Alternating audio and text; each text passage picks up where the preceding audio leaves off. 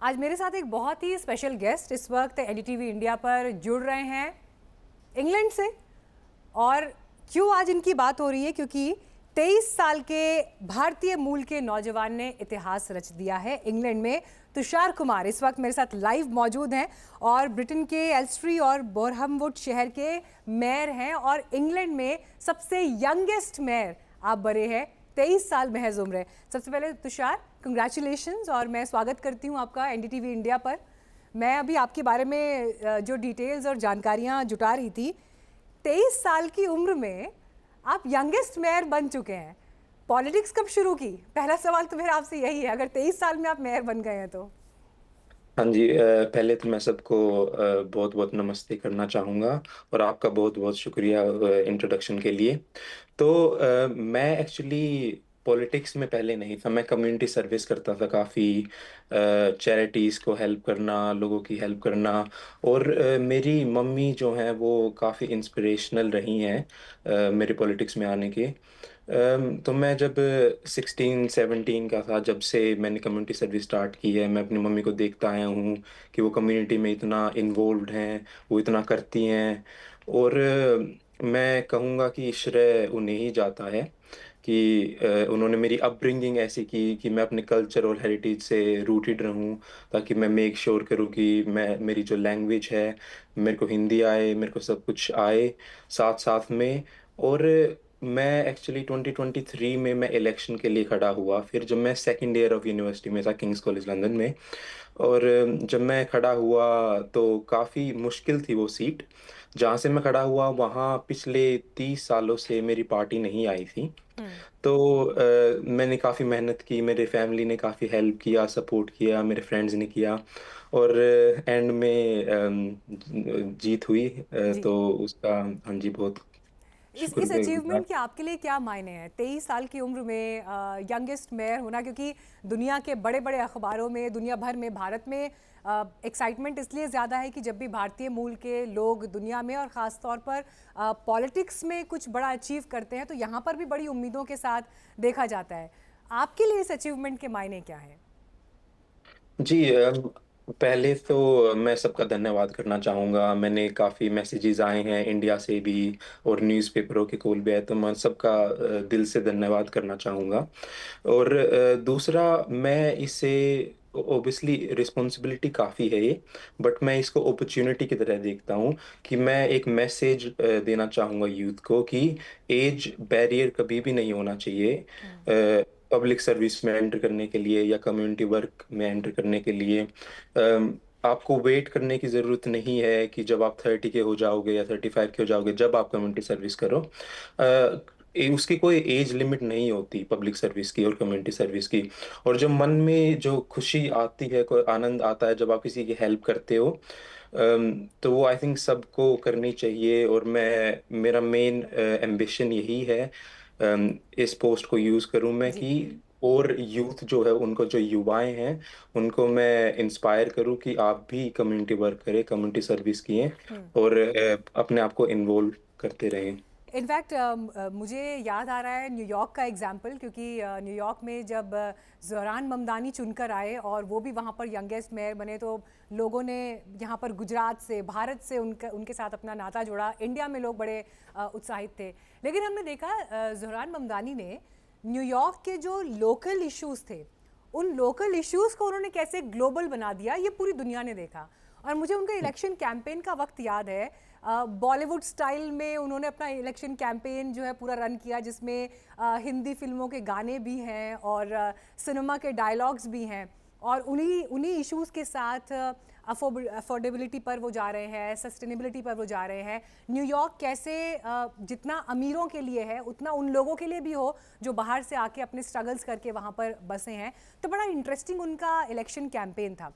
और अब जब मैं आपको देख रही हूँ और आप जिस तरह से चुनकर आए, इलेक्ट होकर आए, तो आपके जो कोर आइडियाज़ थे कैंपेन से लेकर अब इस कुर्सी तक पहुँचने में, उसमें कितना इंडियन नेस था, या इंडिया ने किस तरह से आपको इंस्पायर किया अपने आगे के गोल्स अचीव करने के लिए? जी बिल्कुल। आई थिंक जो आपने मेंशन किए points, cost of living, housing crisis, I think ये मेन इश्यूज अभी सब कंट्री में चल रहे हैं। तो हम मेरा भी मेन इश्यूज यही था कि यहाँ की कॉस्ट ऑफ लिविंग जो है उसको टैकल करना लोकली, जो हाउसिंग क्राइसिस है, जो लोकल रेजिडेंट्स की प्रॉब्लम्स है उनको सोल्व करना। और इंडियन हेरिटेज मेरा हमेशा पार्ट रहा है।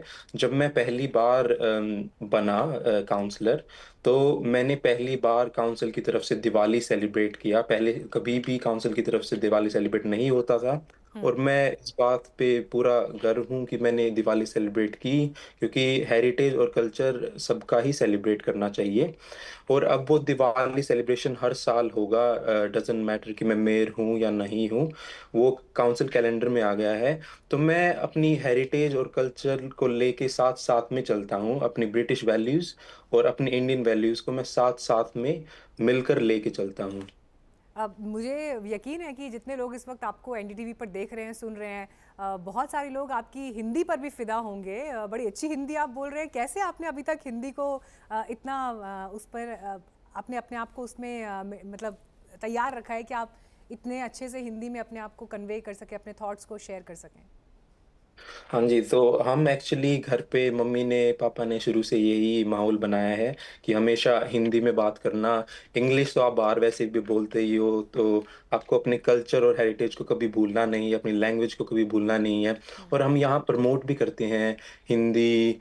जो फेस्टिवल्स होते हैं हम फ्री में यहाँ हिंदी पढ़ाते हैं ब्रिटिश बोर्न बच्चों को। और इंडियन कल्चर सेलिब्रेट भी करते हैं। हाई कमीशन ऑफ इंडिया के साथ हम यहाँ इवेंट्स करते हैं, जैसे कि Indian independence day, Hindi day. तो हम ये सारी चीज़ सेलिब्रेट करते हैं, तो उसके माध्यम से मैं भी खुद भी कनेक्टेड रहता हूँ जो भी इवेंट्स होते हैं इंडिया इंडिया से, ताकि मेरे को पता हो कि मेरी वैल्यूज़ कहाँ से हैं और मेरी रूट्स कहाँ से हैं। अ, इन सब के बीच लेबर पार्टी से अभी आप हैं, और जब हम बात करते हैं फ्यूचर पॉलिटिक्स की, पूरी दुनिया में जो ग्लोबल डायनामिक्स इस वक्त हम देख रहे हैं कि एक तरफ वॉर चल रहा है, अलग तरह के चैलेंजेस हैं, इन सब के बीच जब आप इतनी यंग एज में राजनीति की दुनिया में कदम रख चुके हैं, पब्लिक लाइफ में कदम रख चुके हैं, आपके लिए क्या प्रायोरिटीज़ हैं? या अगर मैं ये पूछूं कि कैसे आप पॉलिटिक्स की दुनिया को देखते हैं, डिप्लोमेसी की दुनिया को देखते हैं, इंटरनेशनल पॉलिटिक्स को देखते हैं? आई थिंक अभी इंटरनेशनल पॉलिटिक्स काफ़ी इंटरेस्टिंग है, टू से द लीस्ट। आपने जैसे मेंशन किया, वॉर्स हर जगह हो रही हैं अभी, कॉस्ट ऑफ इन्फ्लेशन इतनी हो रखी है। और काफ़ी आई थिंक रेसिज्म भी काफ़ी बढ़ा हुआ है हर कंट्री में अभी। क्योंकि मेन फैक्टर्स उसके यही हैं कि लोगों को घर नहीं मिल रहे, लोगों को जॉब्स नहीं मिल रही, हेल्थ केयर नहीं मिल रहा। तो वो किस चीज़ पे ब्लेम करें? तो वो इमिग्रेंट्स पे वो ब्लेम शिफ्ट कर रहे हैं। और I think as a politician मेरा प्रायोरिटी यही होगी कि यहाँ के जो लोग हैं उनके, मैं मेक श्योर करूँ कि उनके लिए हाउसिंग हो, कॉस्ट ऑफ क्राइसिस को टैकल करूँ।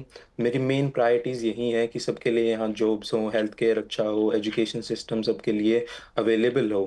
तो मेरी फ्यूचर प्रायोरिटीज़ यही हैं। और आपने जैसे मेंशन किया कि मैं ओबियसली मैं इसको स्टेपिंग स्टोन की तरह नहीं देख रहा हूँ। मैं यहाँ अपना 100% दूंगा, लोगों के लिए यहाँ काम करूंगा।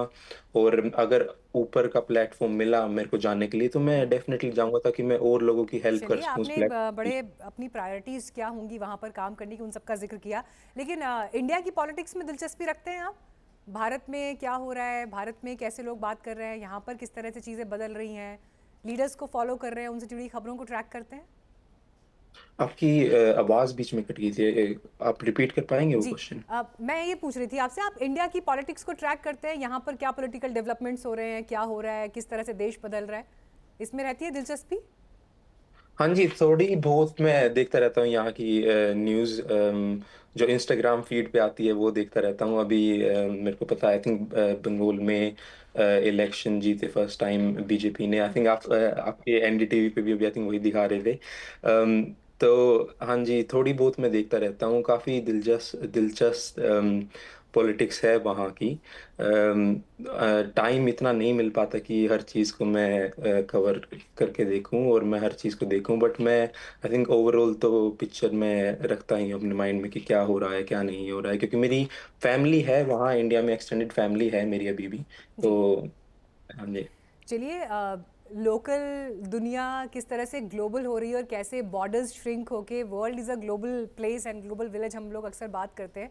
तो उसमें बंगाल इलेक्शन आपने इतना करीब से फॉलो किया, देखा, ये हमारे लिए भी सुनना इंटरेस्टिंग था, एक्साइटिंग था। But thank you so much Tushar ji हमारे साथ जुड़ने के लिए, और अपनी प्रायोरिटीज़, अपने आइडियाज़ और पॉलिटिक्स को लेकर आप क्या सोच रहे हैं। इतनी कम उम्र में आप राजनीति की दुनिया में यंगेस्ट मेयर बन चुके हैं, तो भारत आपको बड़ी उम्मीदों से देख रहा है, क्योंकि यूथ के लिए भी आप एक इंस्पिरेशन है। Thank you very much. Thank you so much. Thank you.